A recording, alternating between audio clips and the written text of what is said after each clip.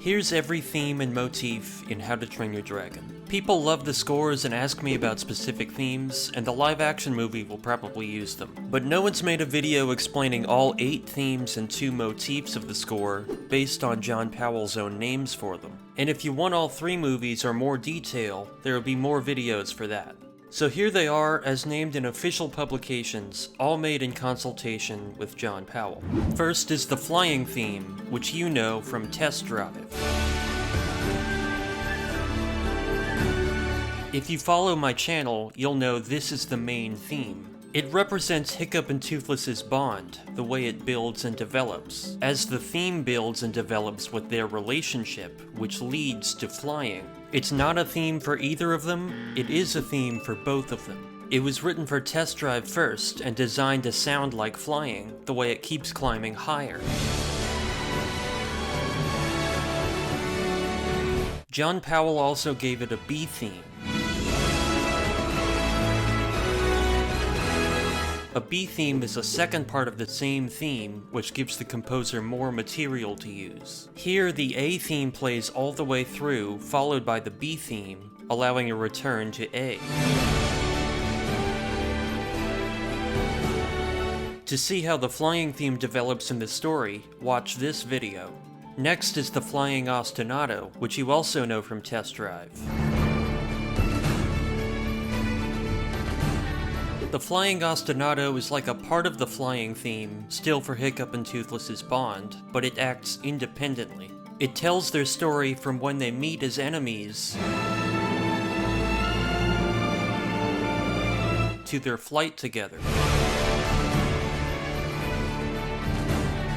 An ostinato is just a melody that repeats, so it can play on its own in repetition, or on top of the flying theme. And like the flying theme, it was written for Test Drive first, to sound like flying. I've called it the backbone of the score because it supports the main theme and it's everywhere. Listen for it in important moments when Powell wants to refer to the pair, or when he's waiting to introduce the flying theme.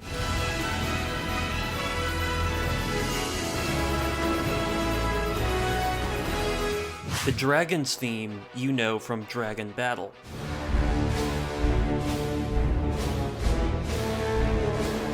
The Dragon's theme is a low, menacing theme used to antagonize the dragons early on, because that's the Vikings' perspective of them. It never resolves, so the ending allows it to repeat, looping back into itself, giving the feeling the dragons never stop. It's the closest thing the score has to a villain's theme, but that's not what it is. As the Dragon's theme, it plays for the might of all dragons, including Toothless.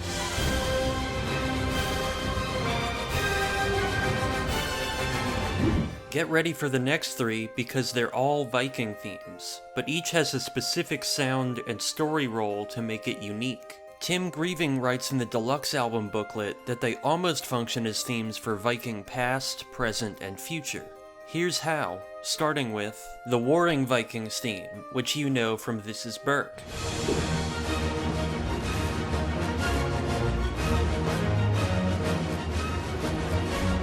This is a heavier, moodier Scandinavian theme that represents Viking strength, tradition, and war. Hence, Viking past. It also has a simpler variant for the same ideals. Next is the Fun Viking theme, which you also know from This Is Berk. This is for the fun, adventurous side of the Vikings, but it doubles as a theme for Hiccup trying Viking things. The distinctly Scottish sound gives it Hiccup's youthful energy. It can be light and playful, or fierce and aggressive. For a full analysis of the Fun Viking theme, see this video. The last Viking theme is just called Viking Tune, and you know it from battling the Green Death.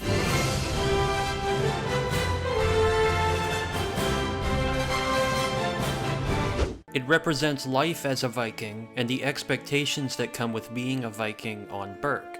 Powell also calls it the Wind of Change theme. The upward leaps give it a more hopeful, optimistic sound that clashes with the heavier, warring Vikings theme, as Hiccup becomes a different kind of Viking. I'm not one of them.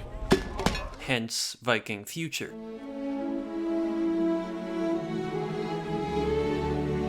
Powell says this role could have been filled by Hiccup's theme instead, but by creating this Viking theme, he could use it for when the others have the same mindset. Basically, it's less specific to him.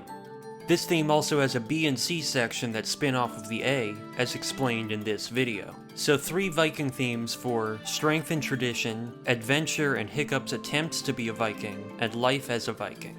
If any of this so far has been new to you, please like the video so I know you learned something. Next is the Fate theme, which you know from See You Tomorrow. Powell needed a theme to represent Hiccup finding his fate as a dragon trainer instead of a dragon killer. It's more short-lived than the others, but each appearance relates to Hiccup getting closer to that role, or choosing his fate for himself. And last of the themes is the Love theme, which you know from Romantic Flight.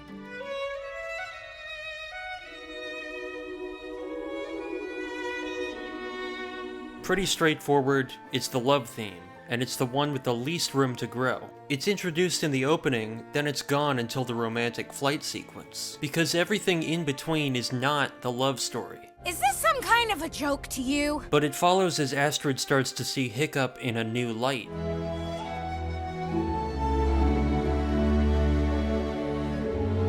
Listen for it in coming back around when the war between Vikings and dragons is over. In other words, love has prevailed.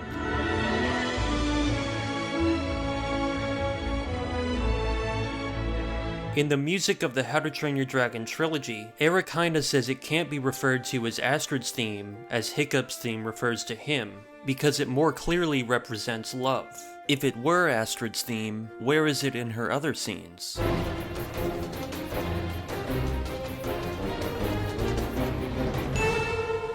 Those are all the themes, but Powell also wrote 2 motifs, which are shorter and less developed than the themes, with a smaller role in the story. More connective tissue material than big story ideas. First is the calming motif, which you know from New Tale.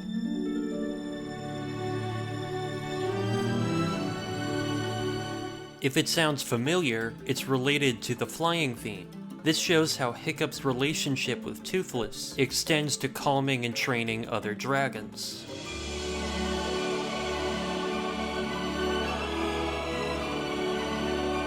Last, and kind of least, the action motif, which you know from Focus Hiccup. This one is simply an action motif that works to ramp up the tension, which it does well as an ostinato.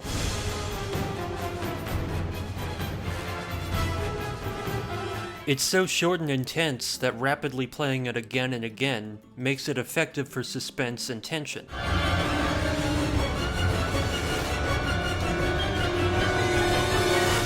Notice all of these, with the partial exception of one, represent ideas, not characters. In Heine's book, Powell says he prefers scoring character arcs over characters, which gives him more freedom in scoring the direction of the story, focusing on the actions of the characters instead of just their presence. Instead of giving Stoic a theme, Powell gave him 3 Viking themes for his beliefs. Then by using the Flying Ostinato and heavy Viking sounds, Stoic is redeemed by embracing Hiccup and Toothless's ideals. That's how you tell the story with music. Now you see why I'm covering the themes in 3 videos instead of 1, because each sequel brings plenty of new ones for the new ideas. And those are special because I worked on both sequel books from Omni Music Publishing. So like this video and subscribe to see the rest, and thanks for watching.